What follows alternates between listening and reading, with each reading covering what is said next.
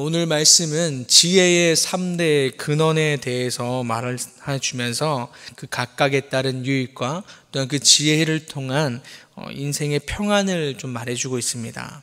그래서 지혜의 첫 번째 근원으로는 1절에서 나타나는 내 아들아를 통해서 부모와 자녀의 관계로서 말씀해주고 있습니다. 솔로몬은 나의 아들아 나의 법을 잊어버리지 말고 내 마음으로 나의 명령을 지키라 라고 말하고 있습니다. 아버지와 아들 관계로 깊은 유대 관계를 말하면서 그 안에서 나의 명령을 지키라, 즉 하나님의 말씀을 지킬 것을 강하게 권면하고 있습니다. 그러나 하나님의 말씀을 마음으로 지키는 것, 순종해야 함을 말해주고 있다라는 것이죠. 하나님의 자녀된 우리는 아버지의 하나님의 말씀을 마음으로 지키는 것, 즉 순종하는 것이 필요하고 그 순종이 우리를 하나님을 아는 그 온전한 지혜로 나아가게 한다라는 것입니다.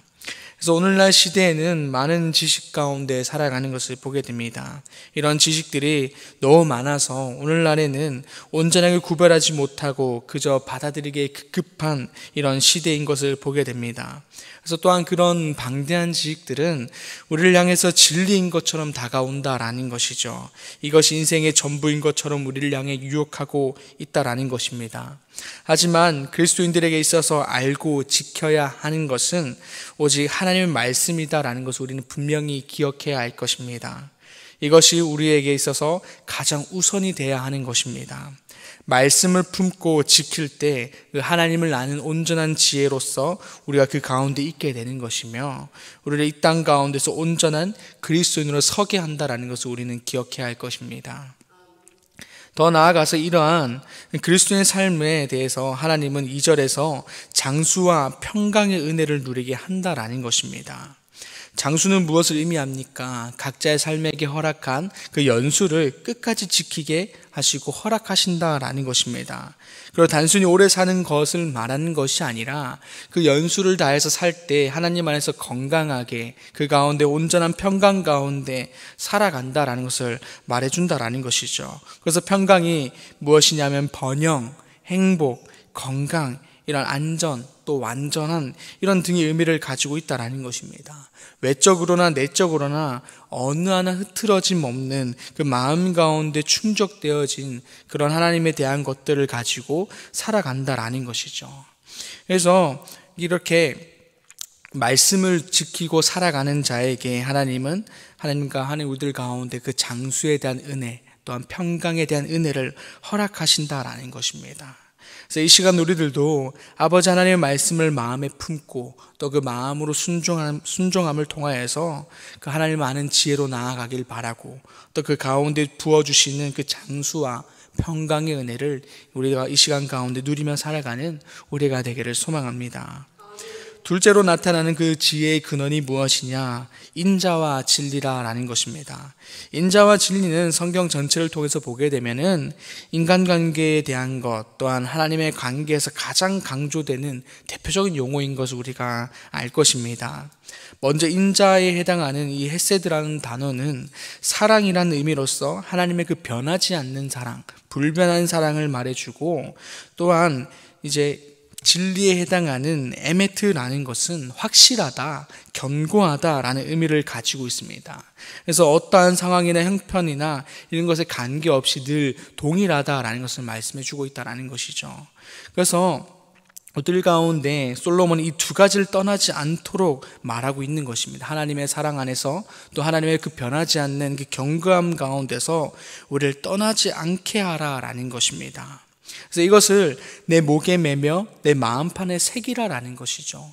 그래서 이것이 무엇이냐면 결국에 목에 매며 마음판에 새기라라는 것은 어떠한 특별한 순간이 아니라 매일 가운데 우리들 모든 삶 가운데에 이러한 인자와 진리를 가운데 거하는 그런 모습이 우리들 가운데 있어야 된다라는 것을 보여주고 있는 것입니다.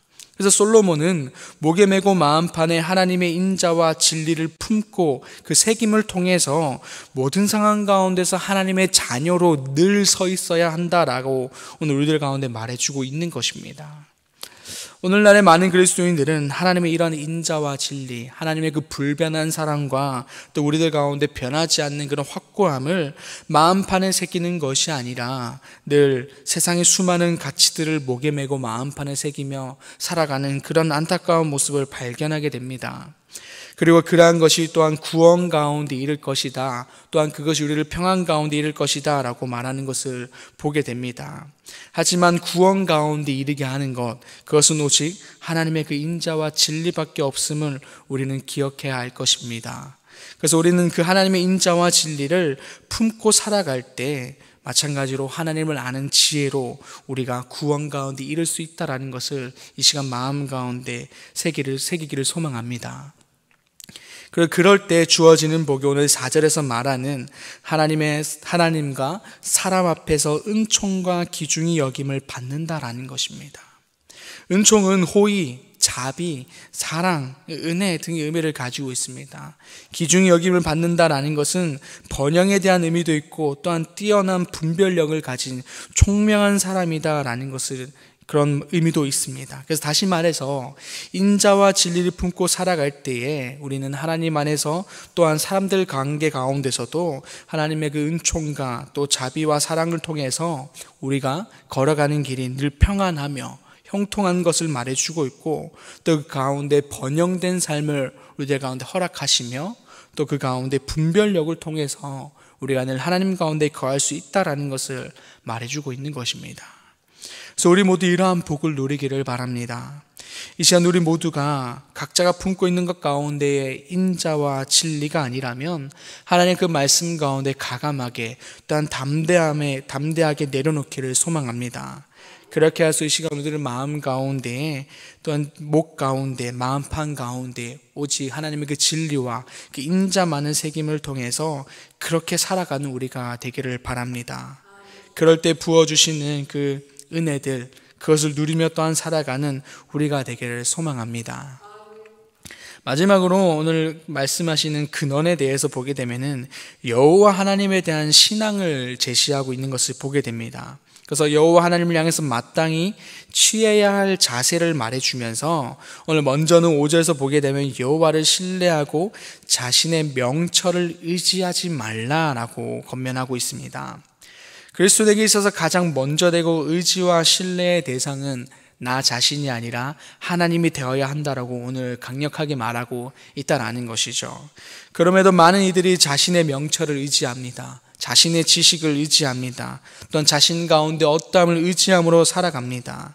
그러나 우리는 한계로 가득한 자신을 내려놓고 온전히 한계가 없으신 그 하나님 가운데 나아가는 그런 모습이 우리들 가운데 되어야 한다라는 것이죠. 오직 하나님만을 구하는 모습이 또 하나님에 대한 것들을 구하는 모습을 우리 가운데 있어야 한다라는 것입니다. 이러한 어리석은 모습을 내려놓고 우리가 한계가 없으신 그 하나님을 누리기 위해서 우리는 솔로몬은 우리들 가운데 방법을 제시하고 있습니다.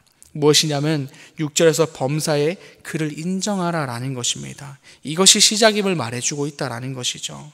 여기서 범사는 삶의 모든 영역을 가리킵니다. 즉 크고 작은 모든 일, 세세한 모든 일을 가리키고 있습니다. 뿐만 아니라 현재 마주하고 있는 그 영역만을 말하는 것이 아니라 우리가 미래에 대한 계획들, 꿈에 대한 것들, 수많은 그 모든 영역 가운데 말하고 있다라는 것이죠. 또한 인정해라 라는 것은 이해하다, 또한 발견하다, 경험하다, 마음을 쏟다라는 그런 의미를 가지고 있습니다. 다시 말해서 하나님 뜻을 헤아려 알기 위해서 또 하나님 뜻을 발견하기 위해서 체험하기 위해서 하나님 가운데 집중해라 라는 것들을 말하고 있는 것입니다. 그래서 이 두 부분을 보게 되면은 나의 모든 삶의 영역과 앞으로의 모든 부분에 대해서 언제나 하나님을 알기 위한 노력 또한 발견하기 위한 그 노력들을 우리들 가운데 있어야 한다라고 말하는 것이죠. 그래서 이러한 노력들이 우리들 가운데 생겨나고 넘쳐날 때 우리의 길을 6절에서 보게 되면 지도한다라는 것입니다. 모든 길을 평탄케 번영토록 약속하신다라는 것입니다. 우리 모두가 이러한 약속의 복이 우리들 가운데 있기를 소망합니다. 우리의 신앙의 모습에서 나의 명철을 의지하는 것이 아니라 오직 한계가 없으신 하나님을 신뢰하고 의지함을 통해서 나아가는 우리가 되기를 바라고, 더 나아가서 그 가운데 범사에 하나님을 알기 위한 노력, 또한 이해하기 위한 노력, 그 뜻을 발견하기 위한 노력 가운데 있는 우리가 되기를 바라면서, 그래야 해서 그 가운데 부어주신 그 은혜들 또 우리가 살아가면서 누리며 살아가는 우리가 되기를 소망합니다. 이렇게 지혜의 3대 근원인 그 말씀을 품고 순종하되 그 안에서 인자와 진리를 가지고 범사에 행할 때 그에 따른 유익은 우리 삶 가운데 평안으로 자연스럽게 이어질 수밖에 없게 됩니다. 그래서 22절에서 25절의 말씀인데 우리 그것을 함께 좀 같이 읽었으면 좋겠습니다. 22절과 25절의 말씀입니다. 그리하면 그것이 내 영혼의 생명이 되며 내 목의 장식이 되리니 내가 내 길을 평안히 행하겠고 거치지 아니하겠으며 내가 누울 때에 두려워하지 아니하겠고 내가 누운즉 내 잠이 달리로다. 너는 갑작스러운 두려움도 악인에게 닥치는 멸망도 두려워하지 말라. 아멘. 22절에서 영혼의 생명이 된다라는 것은 삶의 기름지고 복된 것을 의미합니다. 그리고 또 목의 장식이 된다라는 것은 승리와 영광을 말해주는 것입니다. 즉 지혜는 우리들의 삶 가운데 복되게 하며 기름지게 하며 결국에 승리의 삶을 보장한다라는 것이죠. 그것이 지혜가 주는 인생의 평안이다라는 것입니다. 더 나아가서 23절에서 길을 평안하게 하며 24절에서 누울 때에 두렵지 않고 잠이 달다. 즉 하나님의 보호하심으로 평안함과 안정감을 누리게 된다라는 것입니다. 또한 마지막으로 25절에서는 대적에 대해서 두려워할 필요가 없다라고 말해주고 있는 것이죠. 이것이 우리가 지혜를 가지고 살아갈 때에 우리들 가운데 오는 하나님의 평안이다라는 것입니다.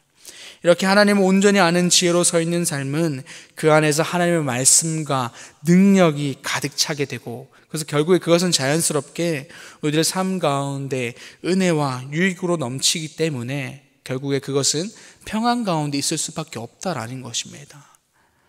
그래서 우리들도 이러한 하나님을 아는 지혜를 통하여서 삶을 이끌어가기를 소망합니다.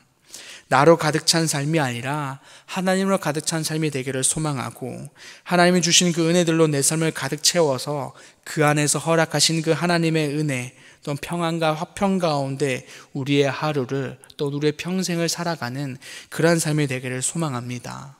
더 나아가서 하나님을 아는 지혜로 살아가는 삶이 가장 복된 삶인 것을 우리들의 삶을 통하여서 세상에 선포하며 또한 그렇게 흘려보내는 그러한 삶이 되기를 간절히 소망합니다. 기도하겠습니다. 아버지 하나님 감사합니다. 오늘 또한 이렇게 지혜를 품고 살아가는 것이 얼마나 중요한지를 말씀해 주고 있습니다. 그 가운데 말씀을 품고 순종하되 그 안에서 인자와 진리를 가지고 범사에 행할 때 우리들 가운데 정말 유익 가운데 있게 하시고 또 평안 가운데 있음을 하나님께서 말씀하고 계십니다. 하나님, 이 시간 우리들이 그 하나님의 지혜를 품고 살아가게 하여 주시옵소서. 그렇게 해서 우리들 삶 가운데 하나님께 주신 그 은혜와 그 유익들 가운데 있는 우리들 삶이 되게 하여 주시고, 또한 지혜를 품고 살아가는 것이 정말 얼마나 복된 삶인 것인지를 우리들 삶을 통하여서 세상 가운데 선포하게 하여 주시옵소서. 아버지 감사합니다. 예수님의 이름으로 기도드립니다. 아멘. 하늘에 계신 우리 아버지, 아버지의 이름을 거룩하게 하시며 아버지의 나라가 오게 하시며 아버지의 뜻이 하늘에서와 같이 땅에서도 이루어지게 하소서. 오늘 우리에게 일용할 양식을 주시고 우리가 우리에게 잘못한 사람을 용서하여 준 것 같이 우리 죄를 용서하여 주시고 우리를 시험에 빠지지 않게 하시고 악에서 구하소서. 나라와 권능과 영광이 영원히 아버지의 것입니다. 아멘.